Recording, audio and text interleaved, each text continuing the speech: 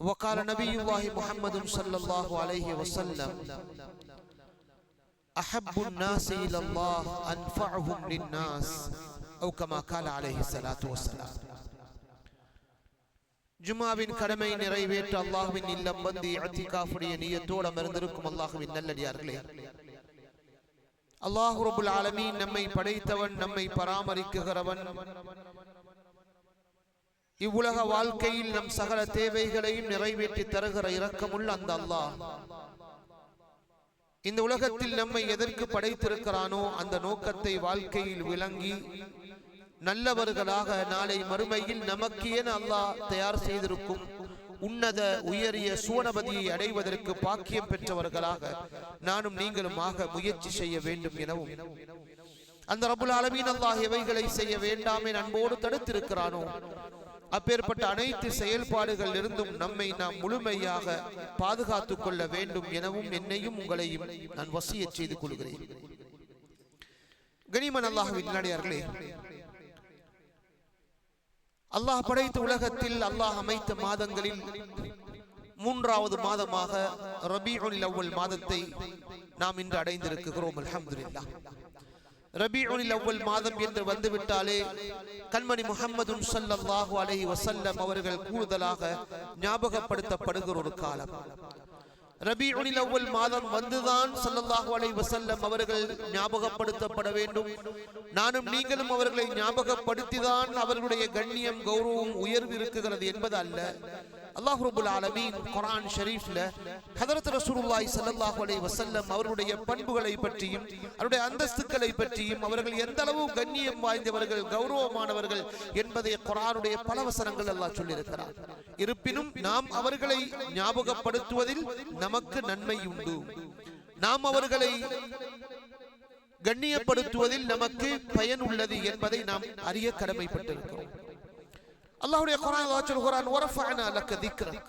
நான் நீங்களும் பாடமாக்கி இருக்கிற சின்னதொரு சூரா, சூரத்துல் இன்ஷிராஹ், அலம் நஷ்ரஹ் லக ஸத்ரக் என்ற அந்த தொடர் அல்லாஹ் சொல்கிறான், வரஃபஅனா லக திக்ரக். நபியே, உங்களுடைய அந்தஸ்தை நாம் உயர்த்தி இருக்கிறோம். அல்லாஹ் ரப்புல் ஆலமீன் நபிகள் ஸல்லல்லாஹு அலைஹி அந்தஸ்தை அல்லாஹ் உயர்த்தி வைத்திருக்கிறார். அவர்களை விட இந்த உலகத்தில் படைக்கப்பட்ட மனிதர்கள் உயர்வானவர்கள் யாரும் கிடையாது, எந்த படைப்பும் கிடையாது. அந்த அளவுக்கு அல்லாஹ் அவருடைய கண்ணியத்தை அல்லாஹ் உயர்த்தி வைத்திருக்கிறார். இந்த வரஃபஅனா லக திக்ரக் என்ற வார்த்தையுடைய தஃப்சீருடைய பகுதிகளில் குர்ஆனுடைய விளக்கத்துல பார்க்குகிற பொழுது எழுதியிருப்பார்கள், எங்கெல்லாம் அல்லாஹ் ஞாபகப்படுத்தப்படுகிறானோ அங்கெல்லாம் ஹஜ்ரத் ரசூலுல்லாஹி ஸல்லல்லாஹு அலைஹி வஸல்லம் அவர்கள் ஞாபகப்படுத்தப்படுவார்கள். எங்கெல்லாம் அல்லாஹ்வுடைய வார்த்தை, அல்லாஹ்வுடைய பேர் துதிக்கப்படுகிறதோ அங்கெல்லாம் ஹஜ்ரத் ரசூலுல்லாஹி ஸல்லல்லாஹு அலைஹி வஸல்லம் அவர்களும் ஞாபகப்படுத்தப்படுவார்கள். எனவே அல்லாஹ் ரப்பல் ஆலமீன் அந்த அளவுக்கு உயர்வாக அல்லாஹ் ஆக்கி வைத்திருக்கிறார். சில அமல்களில் அவர்களை சொல்லாவிட்டால் அமலே ஏற்றுக்கொள்ளப்பட மாட்டாது. எங்கட தொழுகையில் அத்தஹியாத், அந்த அத்தஹியாத்ல ஸலவாத் ஓதுதல் ஃபர்து சகோதரர்களே. ஸலவாத் ஓதல்லன்னா தொழுக கூடாது. ஜனாஸாவுடைய தொழுகை அடிக்கடி இலான்களை கேட்கிறோம். இரண்டாவது தக்பீருக்கு பிறகு ஹஜ்ரத் ரசூலுல்லாஹி ஸல்லல்லாஹு அலைஹி வஸல்லம் ஸலவாத் சொல்லப்பட வேண்டும். ஸலவாத் சொல்லலன்னா நானும் நீங்கள் தொழுகிற ஜனாஸாவுடைய தொழுகை ஏற்றுக்கொள்ளப்பட மாட்டாது. இப்படி ரப்புல் ஆலமீன் அல்லாஹ் அவர்கள் அவசியம் ஞாபகப்படுத்தப்பட வேண்டும் என்பதற்கான வழியையும் உலகத்தில் அவருடைய அடியார்கள், நபியுடைய உம்மத்தினர்கள் என்ற நாம் எங்கட நபி முஹம்மது ஸல்லல்லாஹு அலைஹி வஸல்லம் அவர்களை மறந்துவிடக் கூடாது, அவர்களை மறந்த ஒரு சமூகமாக ஆகிவிடக் கூடாது என்பதற்கு அல்லாஹ் அவர்களை உயர்வான ஒரு அந்தஸ்துக்குரியவராக ஆக்கி வைத்திருக்கிறார். ஒரு முறை நபியுல்லாஹி ஸல்லல்லாஹு அலைஹி வஸல்லம் ஒரு பயணத்துல போய் வராங்க மதீனா தையிபால. அல்லாஹ் ரப்புல் ஆலமீன் அவர்களுக்கு சுப செய்தி அல்லாஹ் சொல்கிறான், நபியே முஹம்மதே ஸல்லல்லாஹு அலைஹி வஸல்லம், உங்கள் மீது யாரோ ஒரு நபர் ஸலவாத் சொல்லுவாரோ அவர் மீது நான் 10 முறை ஸலவாத் சொல்கிறேன். அல்லாஹ்வுடைய தூதர் ஸல்லல்லாஹு அலைஹி வஸல்லம் இந்த குட் நியூஸ், இந்த பஷாரத்தை அவர்களுக்கு வஹீ ஜிப்ரீல் அலைஹிஸ்ஸலாத்து வஸ்ஸலாம் அவர்கள் வஹீயின் மூலம் அறிவித்ததும் சந்தோஷ மிகுதியினால் உடனடியாக அவர்கள் வந்த இடத்தில் சஜதாவில் ஈடுபட்டார்கள், சஜதா செய்தார்கள். அல்லாஹ்வுக்கு நன்றி செலுத்தும் முகமாக இன்றைக்கும் மஸ்ஜிது ஷுக்ர் என்ற ஒரு மஸ்ஜித் மதீனா தையிபாவில் இருந்திருக்கிறது.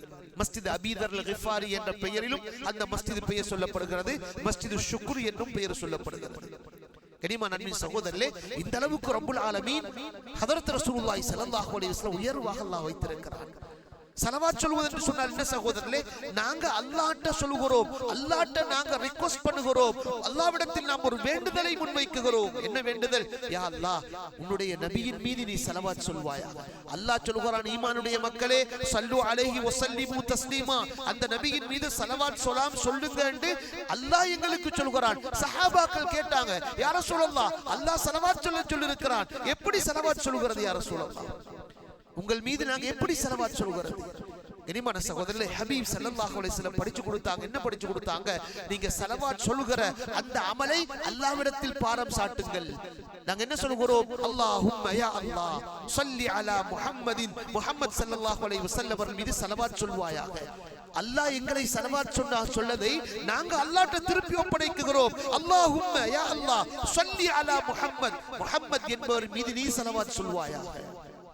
ஸல்லல்லாஹு அலா முஹம்மத் ஸல்லல்லாஹு அலைஹி வஸல்லம் என்ற வார்த்தை என்ன அர்த்தம் சகோதரர்களே? அல்லாஹ்விடத்தில் நாம் சொல்கிறோம், அல்லாஹ் ஸலவாத் சொல்வானாக, அல்லாஹ் சலாம் சொல்வானாக. இமாமுனா ஜக்கரியா ரஹிமஹுல்லாஹ் அவர்கள் இது போன்ற பல முன்னோர்கள் உலமாக்கள் கிதாபுகள் எழுதியிருக்கிறாங்க. அல்லாஹ்வுடைய தூதர் ஸல்லல்லாஹு அலைஹி வஸல்லம் அவர்கள் மீது இருக்குகிற, அவர்களுக்கு இருக்கிற கண்ணியம், கௌரவம், அந்தஸ்து இருக்குகிறதே, எங்களால ஸலவாத் என்ற அமல கூட சொல்லி அதற்கு நிகர் கொடுக்க முடியாது. அப்பேற்பட்ட ஒரு அமல் எங்களால செய்யறதுக்கு நாங்க அதுக்கு தகுதியே இல்லை. எனவே தான் அல்லாஹ்ட்ட சொல்கிறோம், யா அல்லாஹ், நீ எங்களுக்கு ஸலவாத் சொல்ல சொன்னாய். ஆனா ஸலவாத் சொல்கிற அந்த அமலை செய்வதற்கான அந்த பாக்கியம் அல்லது அந்த அமலை செய்வதற்கான தகுதி எங்களுக்கு இல்லையா அல்லாஹ், நீனே அவர்கள் மீது ஸலவாத் சொல். எனவே நாங்க அல்லாஹ்ட்ட ஒரு முறை அல்லாஹும்ம ஸல்லி அலா முஹம்மதுன்னு சொன்னா அல்லாஹ் எங்கட 10 பாவங்களை மன்னிக்குகிறான். அல்லாஹ் 10 முறை ஸலவாத் சொல்கிறான்னு சொன்னா அல்லாஹ் எங்கட 10 பாவங்களை மன்னிக்கிறான். எவ்வளவு பெரிய பாக்கியம் சகோதரர்களே! அந்த அளவுக்கு உயர்வானவங்க தான் ஹபீப் முஹம்மது ஸல்லல்லாஹு அலைஹி வஸல்லம். எனவே இன்றைய மாதத்திலிருந்து ஏனும் நாங்கட வாழ்க்கையில ஒரு அஸம், ஒரு உறுதி எடுப்போம். எங்கெல்லாம் அல்லாஹ்வுடைய தூதர் முஹம்மது ஸல்லல்லாஹு அலைஹி வஸல்லம் பெயர் சொல்லப்படுகிறதோ குறைந்தபட்சம் என்னுடைய வாழ்க்கையில ஸலவாத் சொல்கிற ஒரு நாவாக இந்த நாவை ஆக்கிக் கொள்ளுதல். கனிமானவர்களே, நாங்க கஞ்சனை பத்தி பேசுவோம். கஞ்சன் ரெண்டு பேர் எங்கேயும் போனாங்க. ஒருத்தர் நல்ல செலவு செய்வார், இன்னொரு ஆள் செலவு செய்ய மாட்டார், மூணாவது ஆள் சொல்வார், சரியான கஞ்சம் பிடிச்சவன் போல, லோப பிடிச்சவன் போல. அல்லாஹ்வுடைய தூதர் சொன்னாங்க ஸல்லல்லாஹு அலைஹி வஸல்லம், லோப பிடிச்சவன் கஞ்சன் யாரு தெரியுமா? அல் பகீலு மன் துகிர்து இன்தஹு வலம் யுஸல்லி அலைய. யாரு என்னுடைய பெயர் அல்லது நான் ஞாபகப்படுத்தப்பட்டு என் மீது ஸலவாத் சொல்லலையோ அவன்தான் கஞ்சன் என்று சொன்னாங்க ஸல்லல்லாஹு அலைஹி வஸல்லம். எனவே ஸலவாத் சொல்ல கூட முடியாத கஞ்சர்களாக, லோபத்தனம் உள்ளவர்களாக நானும் நீங்களும் ஆகிடக்கூடாது. அல்லாஹ் எங்களை பாதுகாப்பானாக. சஹாபாக்கள் கேட்கிறாங்க, யார சொல்லுதா, உங்கள் மீது எவ்வளவுதான் ஸலவாத் சொல்ல? என் வாழ்க்கையில நான் செய்கிற திக்ருகள்ல 1/3 ஒரு பகுதி, அறவாசி. சொன்னாங்க ஸல்லல்லாஹு அலைஹி வஸல்லம், நீங்க எவ்வளவுதான் என் மீது ஸலவாத் சொன்னாலும் அது உங்களுக்கு கைர் தான், சிறந்ததுதான். சில சஹாபாக்கள் சொல்றாங்க, யார சொல்லுதா, என் வாழ்க்கையே உங்களுக்கு ஸலவாத் சொல்வதாக நாம் அமைத்துக் கொள்கிறோம், என் வாழ்க்கையை உங்களுக்கு ஸலவாத் சொல்கிறதாக அமைத்துக் கொள்கிறோம். ஸலவாத்தின் மூலமாக வாழ்க்கையில் மனிதர்கள் அடைந்த செல்வங்கள் மிகப்பெரியது சகோதரர்களே. அதை அனுபவித்தவர்கள் மிகப்பெரியவர்கள், பெரியோர், மிக கூடுதலான மக்கள் இருக்கிறார்கள். அல்லாஹ் எனக்கும் உங்களுக்கும் அப்பேற்பட்ட ஸலவாத் சொல்கிற பாக்கியத்தை நசீபாக்கி தந்தல்வாரா. ஸலவாத் இல்லாத சமூகமாக நானும் நீங்களும் வளர்ந்துடக்கூடாது, வாழக்கூடாது. ஸலவாத் இல்லாத சமூகமாக நானும் நீங்களும் உலகத்தில் வாழக்கூடாது சகோதரர்களே. நபி சொன்னாங்க ஸல்லல்லாஹு அலைஹி வஸல்லம், உலகத்துல யாரு கூடுதலாக என் மீது ஸலவாத் சொல்வாங்களோ நாளை மறுமையில எனக்கு பக்கத்துல இருப்பாங்க. எவ்வளவு பெரிய பாக்கியம் சகோதரர்களே! நாளை மறுமையில சுவர்க்கத்துல என்னுடைய பக்கத்தில் இருப்பார்கள் என் மீது கூடுதலாக ஸலவாத் சொல்கிறவர்கள் என்றார்கள் ஸல்லல்லாஹு அலைஹி வஸல்லம். அந்த பாக்கியம் ஸலவாத்தில் அல்லாஹ் அமைத்திருக்கிறார். எனவே அல்லாஹ் ரப்பல் ஆலமீன் நமக்கு ஸலவாத்துடைய பாக்கியத்தை தந்தருள்வானாக. கனிமான அன்பின் சகோதரர்களே, பொதுவாகவே ரபீஉல் அவ்வல் மாதம் வந்துவிட்டால் ஹபீப் ஸல்லல்லாஹு அலைஹி வஸல்லமுடைய அக்லாக்களை பற்றி பேசுகிற வளமை இருக்குகிறது. அது அத்தோடு மாத்திரம் முடித்துக் கொள்ளக்கூடாது, எப்பொழுதும் பேசப்பட வேண்டியது. கனிமானவர்களே, அல்லாஹ்வுடைய தூதர் ஸல்லல்லாஹு அலைஹி வஸல்லம் வாழ்க்கையில் இருந்த அழகிய பண்புகள் ஏராளம். அதில் ஒரு பகுதி நம்முடைய நாட்டோடு ஒப்பிட்டு பார்க்குகிற பொழுது அவர்களுடைய காலத்திலும் அந்த காலத்தில் குஃபார்கள் என்ற இறை நிராகரிப்பவர்கள் அல்லது நயவஞ்சகர்கள் என்ற முனாஃபிகீன்கள் அந்த காலத்துல வாழ்ந்திருக்கிறாங்க. சிலை வணங்கிகள் அந்த காலத்துல வாழ்ந்திருக்கிறாங்க. ஏனைய மதத்துக்குரியவர்கள் அந்த காலத்துல வாழ்ந்திருக்கிறாங்க. ஹபீப் ஸல்லல்லாஹு அலைஹி வஸல்லம் அவர்களை வந்து சந்தித்திருக்கிறார்கள். அவருடைய வீட்டிலும் வந்து காஃபிர்கள் சந்தித்திருக்கிறார்கள், யகூதிகள் வந்து சந்தித்திருக்கிறார்கள். மஸ்ஜிது நபவிக்குள்ளே வந்தும் கூட பேசிவிட்டு செல்வார்கள். இன்றும் கூட மஸ்ஜிது நபவிக்கு போனா அங்க ஒரு தூண் இருக்கிறது, உஸ்துவானத்துல் வஃப்தி என்று சொல்வார்கள். அது இன்னும் அடையாளப்படுத்தியிருக்கிறார்கள். உஸ்துவானத்துல் வஃப்தி என்றால் ஸல்லல்லாஹு அலைஹி வஸல்லம் அவர்களை சந்திப்பதற்காக அடுத்த தூது குழுவினர்கள் வந்தால் ஸல்லல்லாஹு அலைஹி வஸல்லம் எந்த இடத்துல உட்கார்ந்து சந்திப்பாங்க, அடையாளமிடப்பட்டிருக்கிறது. உஸ்துவானத்துல் வஃப், உஸ்துவானத்துல் இஸ்திராஹா, உஸ்துவானத்துல் ஸரீர், உஸ்துவானத்து ஆயிஷா, உஸ்துவானத்து அபீ லுபாபா அல்லது உஸ்துவானத்து தௌபா என்று சில குறிப்பிடப்பட்ட தூண்கள் இன்றும் எழுதி வைத்திருக்கிறார்கள், வரலாறை ஞாபகப்படுத்தி வைப்பதற்காக. கனிமானவர்களே, எனவே குஃபார்கள் என்று சொல்லுகிறவர்களை அல்லாஹ்வுடைய தூதர் ஸல்லல்லாஹு அலைஹி வஸல்லம் அல்லாஹ்வை ஏற்றுக்கொள்ளாதவர்கள் அல்லது நயவஞ்சகர்கள் அல்லது வேற மதத்துக்குரியவர்கள் என்று அவர்களை ஒதுக்கி வைக்கவில்லை. அவர்களையும் அரவணைத்து அவர்களையும் அளவலாக இருக்கிறார்கள், பேசியிருக்கிறார்கள், சந்தோஷமாக அவர்களுக்கு உணவு கொடுத்திருக்கிறார்கள். இப்படியெல்லாம் நடந்திருக்கிறது. தன்னை அடிக்க வந்த அல்லது தன்னை கொலை செய்ய வந்தவர்கள் என்று தெரிந்திருந்தும் கூட ஸல்லல்லாஹு அலைஹி வஸல்லம் அவர்களை வரவழைத்து பக்கத்தில் வைத்து பேசியிருக்கிறார்கள். சுப்ஹானல்லாஹ். கனிமான சகோதரர்களே, யகூதிகள்ல மிகப்பெரிய ஒரு ஆலிம் ஒரு ஆள் இருந்தார், ஸைத் இப்னு ஸஅனா என்று சொல்கிற ஒரு நபர். அவர் பெரிய ஒரு ஆலிம், யகூதிகள்ல ஆலிம். இந்த நபர் ஸல்லல்லாஹு அலைஹி வஸல்லம் அவர்களை பற்றி தௌராத் என்ற அவர்களுக்கு கொடுக்கப்பட்ட வேதம், மூசா அலைஹிஸ்ஸலாத்து வஸ்ஸலாமுக்கு கொடுக்கப்பட்ட வேதம் தௌராத் என்ற வேதம், அந்த தௌராத்தில் நபி அவர்களை பற்றி என்னெல்லாம் பிரஸ்தாபம் செய்யப்பட்டிருக்கிறதோ எல்லாத்தையும் பார்க்கிறார். ஒன்றுல கூட வித்தியாசம் இல்லை. தௌராத்ல சொல்லப்பட்டதை போல எல்லாம் அப் டு டேட்டாக இருக்கிறது.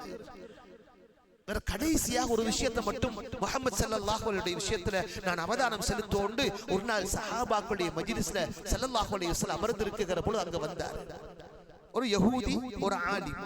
தௌராத் என்ற வேதத்தை கரைச்சி குடிச்சவர்னு சொல்லுவோம், அப்பேற்பட்ட ஒரு ஆள் வந்தார். சஹாபாக்களுடைய மஜ்லிஸ்ல நபியுல்லாஹி முஹம்மது ஸல்லல்லாஹு அலைஹி வஸல்லம் உட்கார்ந்து இருக்கிறாங்க. அவங்க உடுத்திருந்த உடுப்பை பிடிச்சி டைட்டாக இறுக்கி கொண்டு கேட்டாரு, எனக்கு எடுத்த கடனை திருப்பி தரலேன்னு கேட்டார். ஸல்லல்லாஹு அலைஹி வஸல்லம் கடன் வாங்கி இருந்தாங்க. சுப்ஹானல்லாஹ். யஹூதி மனிதன் நபி அவர்கள் கடன் வாங்கி இருக்கிறார்கள். இப்படியெல்லாம் நபியுடைய வாழ்க்கையில் நடந்திருக்கிறது. கடன் ஒரு முஸ்லிமிடத்தில் தான் வாங்க வேண்டும் என்பதல்ல, அடுத்தவரிடத்திலும் வாங்கலாம். ஸல்லல்லாஹு அலைஹி வஸல்லம் வாங்கி இருக்கிறார்கள். அந்த கடனை திருப்பி கொடுப்பதற்கான நேர காலம் இன்னும் வரவில்லை, காலம் வரவில்லை. அப்படி இருந்தும் இடையில வந்து நபி அவர்களுடைய உடுப்பை இறுக்கமாக பிடித்து அவர் நபியுடைய கடனை திருப்பி கேட்கிறார். சஹாபாக்கள் பதறி போகுகிறார்கள். சஹாபாக்களுடைய மஜ்லிஸ்ல நடக்குது. விசேஷமாக உமர் இப்னு கத்தாப் ரலியல்லாஹு தஆலா அவர்களுக்கு உச்சந்தலைக்கு மேல மூக்குக்கு மேல கோபம் ஏறிடுச்சு. சொன்னாங்க, யா ரசூலல்லாஹ் ஸல்லல்லாஹு அலைஹி வஸல்லம், யா ரசூலல்லாஹ் எனக்கு அனுமதி தாங்க இவன் அடிக்கிறதுக்கு.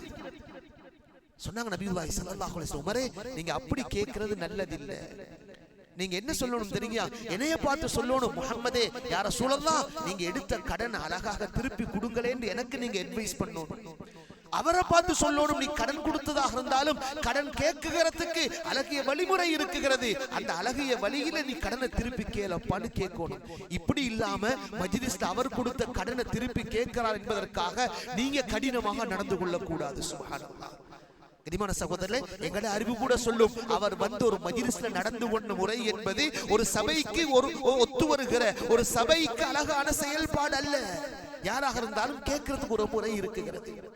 கனிமான சகோதரர்களே, இந்த விஷயம் நடந்ததுக்கு பிறகு இந்த ஸைத் இப்னு ஸஅனா இப்பொழுது சொல்கிறார், முஹம்மது ஸல்லல்லாஹு அலைஹி வஸல்லம் பார்த்து, யா ரசூலல்லாஹ் நான் உங்கள்கிட்ட கடன் கேட்டு திருப்பி தாங்கன்னு கேட்டு வரல, நான் தந்த கடனை கேட்கறதுக்கு அல்ல நான் இங்கே வந்தேன். என்னுடைய தௌராத் என்ற வேதத்தில் உங்களை பற்றி என்னெல்லாம் சொல்லப்பட்டிருக்கிறதோ அத்துணையும் உண்மையாகிவிட்டது.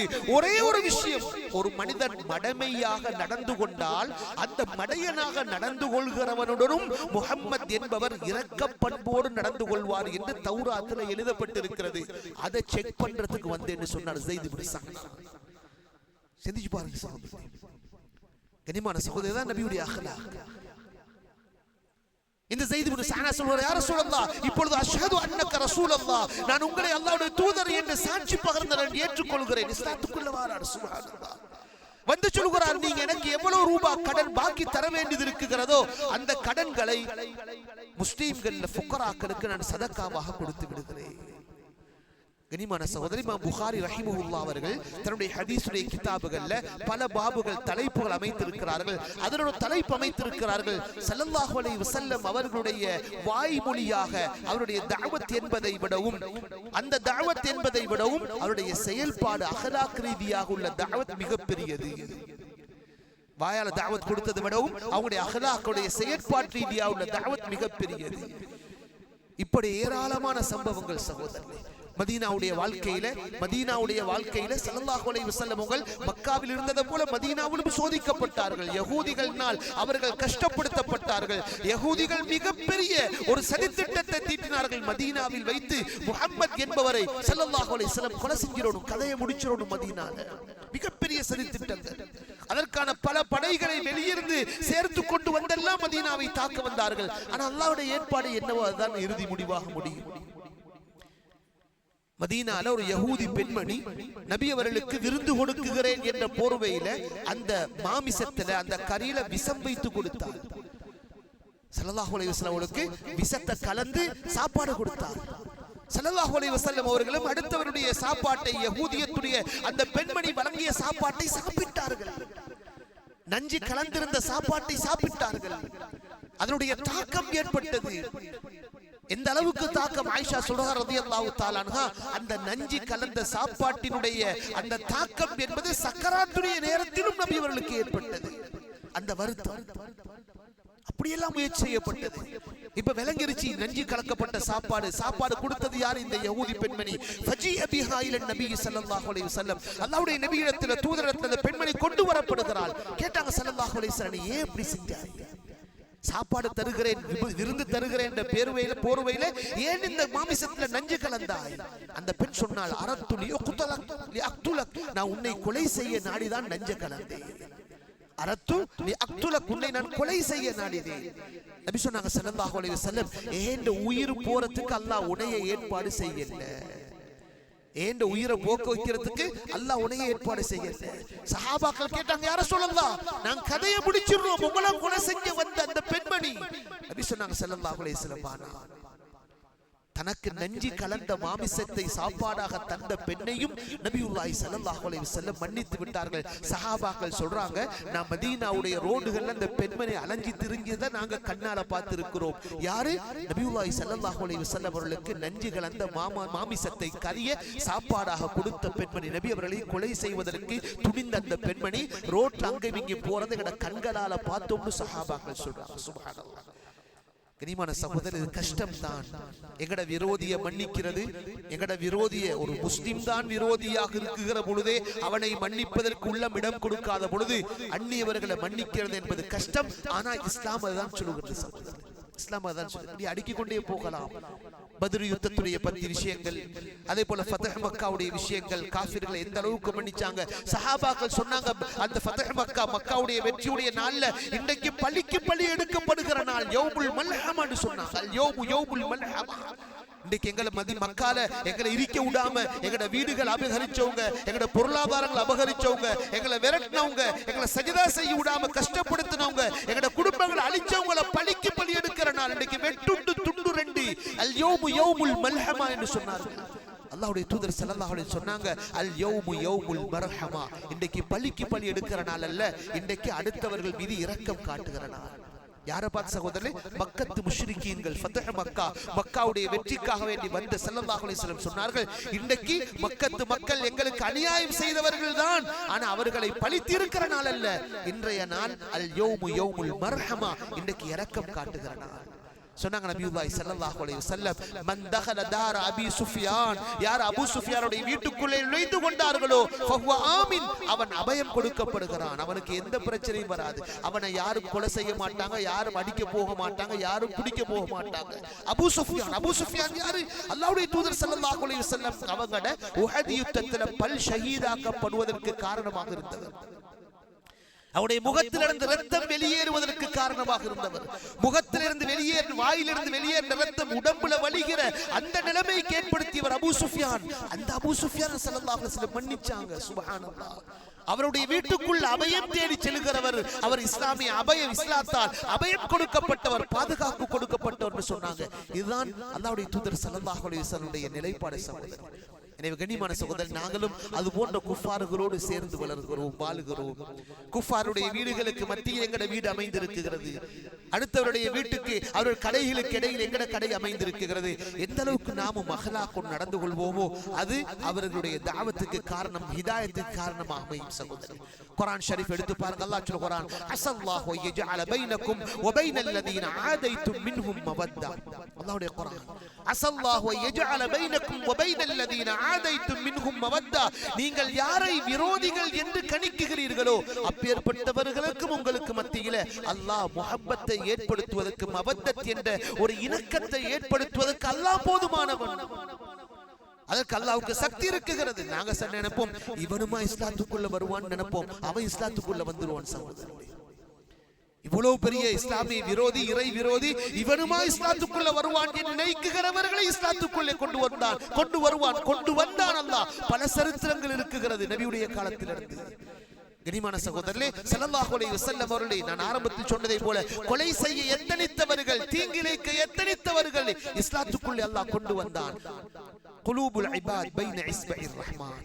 அடியார்களுடைய உள்ளங்கள் அல்லாஹ்வுடைய கபலில் இருக்கிறது, அல்லாஹ்வுடைய பிடியில் இருக்கிற. சகோதரனே, அல்லாஹ் விரும்பியவாறு அதை மாற்றுவான், விரும்பியவாறு அல்லாஹ் திருப்புவான். அல்லாஹ்வுடைய குர்ஆன், அஸல்லாஹ், அல்லாஹ் போதுமானவன், ஐயஜஅல பைனக்கும் வ பைனல் லதீன ஆதைத்தும் மின்ஹும் மவத்தா.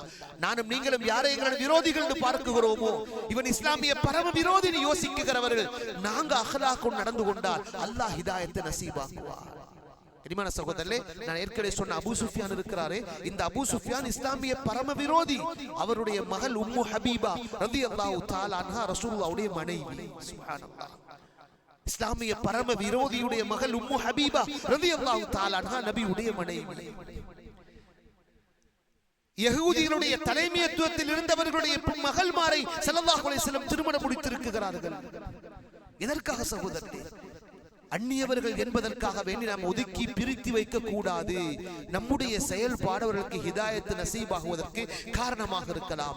இங்கே உலகத்தில் இருக்கிற மனிதர்கள் எல்லோரும் நபி முஹம்மது ஸல்லல்லாஹு அலைஹி உம்மத்தினர்கள். சகோதரர்களே, மதம் என்ற பெயரில், மார்க்கம் என்ற பெயரில் வித்தியாசமாக இருக்கலாம், பிரிந்திருக்கலாம். அல்லது ஊர் என்ற பெயரில், பாசை என்ற பெயரில் வித்தியாசமாக இருக்கலாம், பிரிந்திருக்கலாம். எல்லோரும் உம்மத்துன் நபி முஹம்மது ஸல்லல்லாஹு அலைஹி வஸல்லம். எங்கள் ஒவ்வொருவருக்கும் அந்த பொறுப்பு இருக்கிறது. நபியுடைய அகலாக்கை அடுத்தவர்களுக்கு வெளிப்படுத்துவது, அவர்களுக்கு இஸ்லாம் என்றால் என்னவென காட்டிக் கொடுப்பது, இஸ்லாத்தை பற்றி நல்லெண்ணங்களை உருவாக்குவதற்கான செயல்பாடுகளை ஏற்படுத்த வேண்டிய ஒரு பாரிய பொறுப்பு இருக்கிறது. எனவே ஹபீப் முஹம்மது ஸல்லல்லாஹு அலைஹி வஸல்லம் அவர்களும் அவருடைய காலத்தில் எவ்வாறு குஃபார்களோடு வாழ்ந்தார்களோ, கஷ்டத்தோடு நஷ்டத்தோடு அந்த குஃபார்களோடு எவ்வாறு தலையடித்தார்களோ, எப்படி அவர்களோடு இணங்கி தன்னுடைய வாழ்வை அமைத்துக் கொண்டார்களோ, அது போன்று நானும் நீங்களும் வாழ முயற்சி செய்வோம். வல்ல ரஹ்மான் ரப்புல் இஸ்ஸத் தபாரக வ தஆலா அப்பேற்பட்ட பாக்கியத்தை நம் அனைவருக்கும் நசீபாக்கி தந்தருள்வானாக. ஹபீபுனா முஹம்மது ஸல்லல்லாஹு அலைஹி வஸல்லம் அவர்கள் காட்டி தந்த நல்ல அக்லாக்குகளை முழுமையாக சம்பூர்ணமாக நம்முடைய வாழ்க்கையில் எடுத்து நடப்பதற்கு முயற்சி செய்த தௌஃபீக்குரியவர்களாக நம் அனைவரையும் கபூல் செய்தருள்வானாக. அடுத்தவர்களை செய்கிற தவறுகளை மன்னித்து மறந்து அவர்கள் மீது இரக்கம் காட்டுகிற நல்ல பண்புகளை வல்ல ரஹ்மான் நம் அனைவருக்கும் தந்தருள்வானாக. நம்முடைய உலக வாழ்க்கை அடுத்தவர்களுக்கு ஹிதாயத்துக்கு காரணமாக வல்ல ரஹ்மான் ஆக்கி தந்தருள்வானாக. வ ஆகிர் தஅவானா அல்ஹம்துலில்லாஹி ரப்பில் ஆலமீன்.